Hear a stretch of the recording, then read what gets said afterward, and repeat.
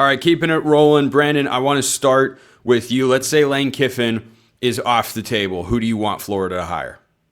If I were making the hire or Yes. genuinely, Well, yeah. Let's make sure we distinguish those two things because there's who you guys want and who you think the administration is going to go out and get. So separate those two thoughts. But where do you think it goes after Lane Kiffin?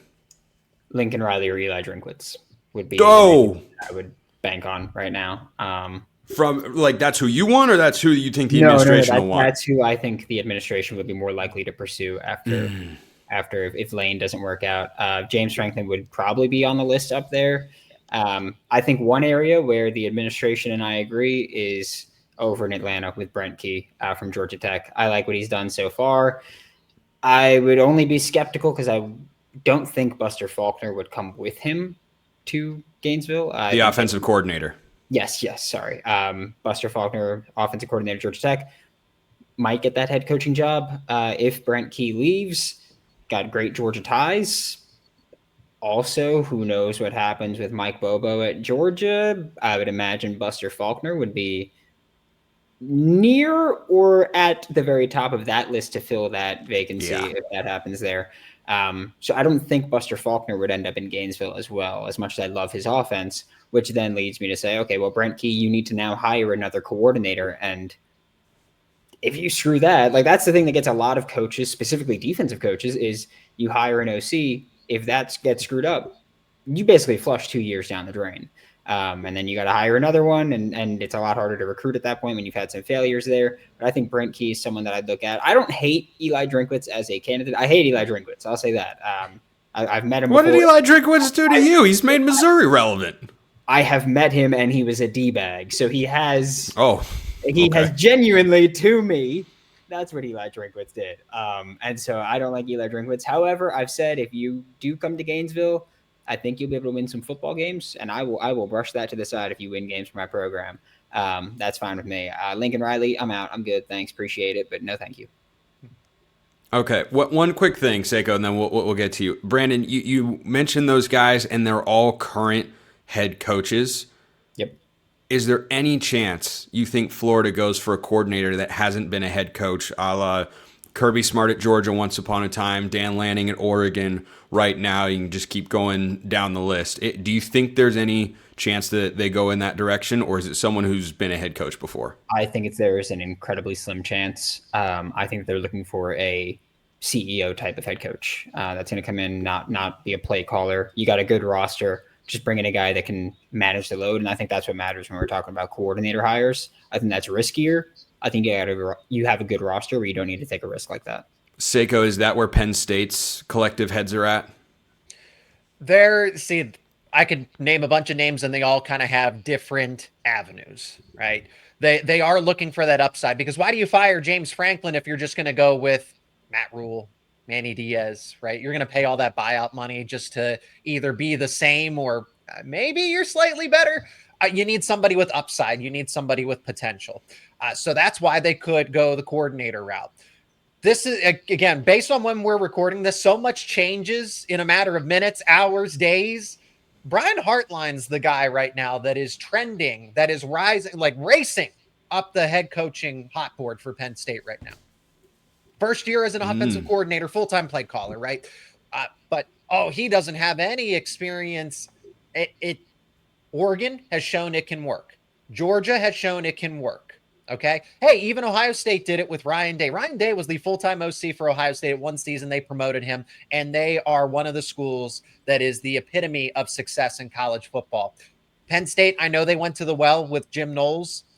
You would be able to maybe keep Jim Knowles and actually put him in a better position to succeed if you go and get somebody that he's worked with previously. You don't need Brian Hartline to fix all the issues. You need him to bring something from the outside that makes Penn State better as a program, and you can supplement the rest. You don't need Brian Hartline to be this established. And if it doesn't work, so be it. Okay, that's a risk that I'm willing to take. Roll the dice here, because the upside and the potential is there.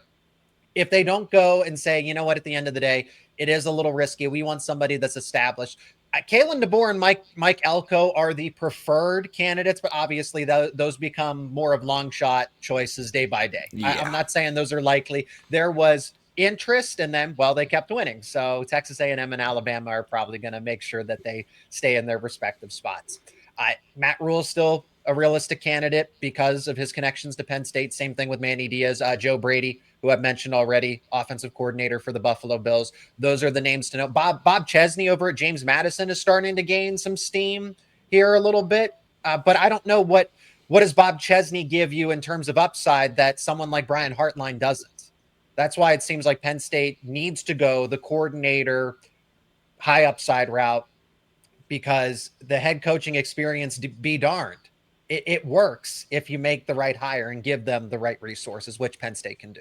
Yeah, I think that conversation overall is an interesting one, because I can just as easily give you perceived negatives or positives in both directions. I don't think there's a wrong way, whether it's the Florida job, the Penn State job. I don't think hiring a coordinator, if you feel like he's the right guy, is a bad move because, well, he hasn't been a head coach before. Well, neither had anybody before they became a head coach. I don't think Elko had been a head coach before he got the job at Duke.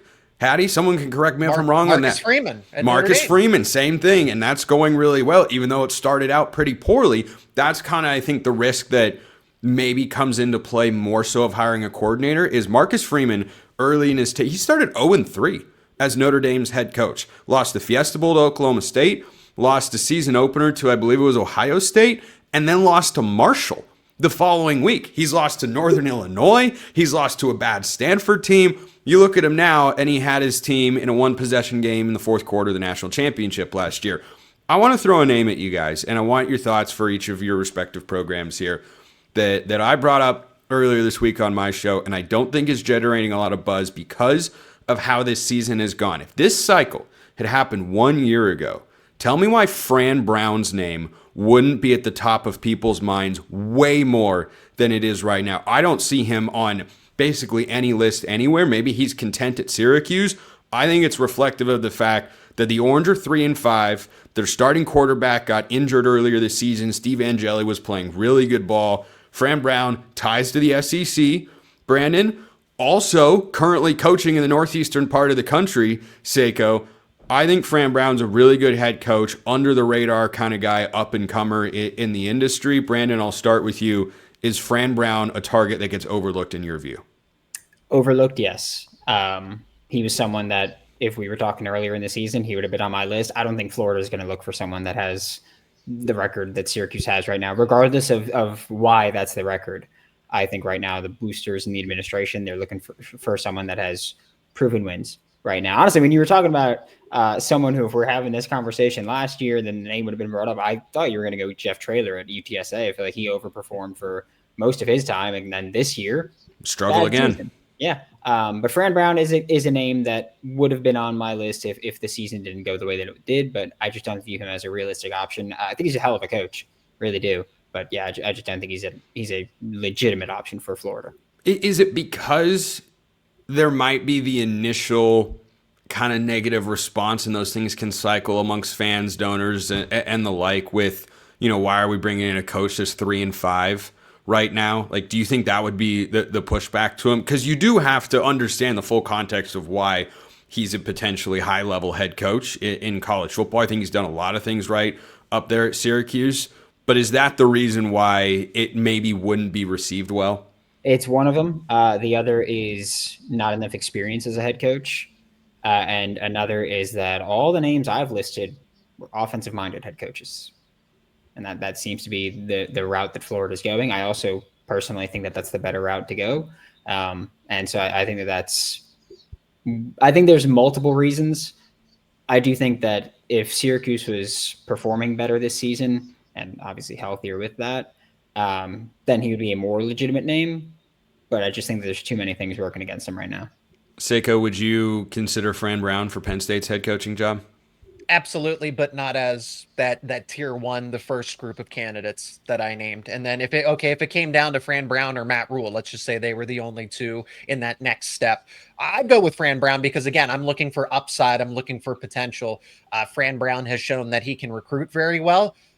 You could compare him to James Franklin in some sort of sense. I don't know how Fran Brown is as an X's and O's coach. I do know that he has a very positive outlook when it comes to being a CEO, being a program stabilizer and builder, and being a recruiter. And then again, you can succeed. You just have to supplement those other parts. So I think it would work with Fran Brown in Penn State. I think it would work with Fran Brown in Florida. You just have to make sure all of those shortcomings, all of the weaknesses are taken care of. So I totally agree with Brandon when he says, hey, this is just what we're looking for. Okay, we had Billy Napier. He offered a lot of that, upside, so to speak, when he was being vetted as a candidate.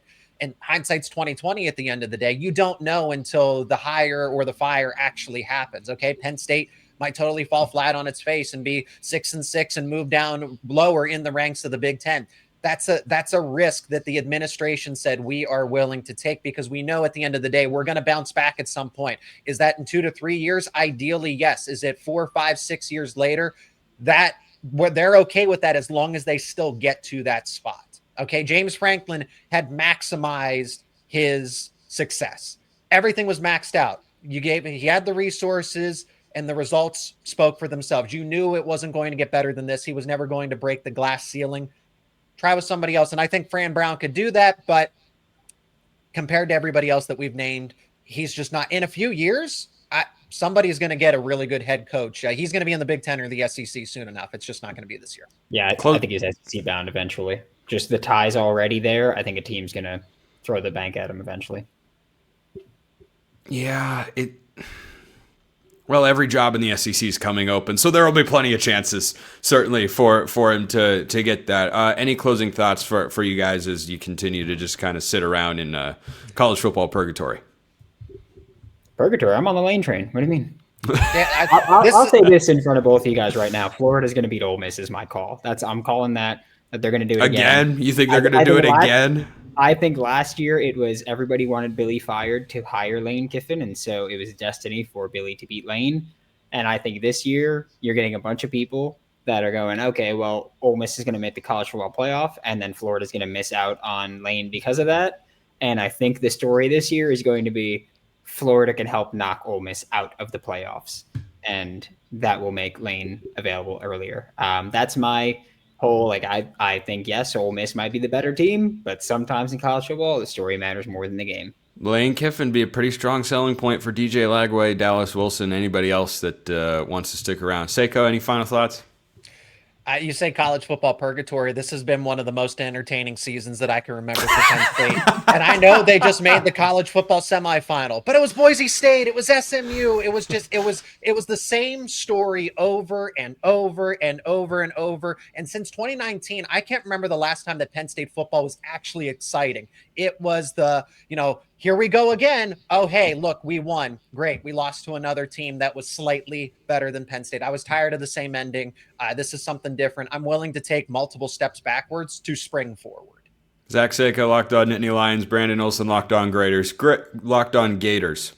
Great stuff today. Look at that. Yeah, fixed it in real time. Appreciate everyone listening. I'll see you next time. Until then, hope you all have a wonderful rest of your day.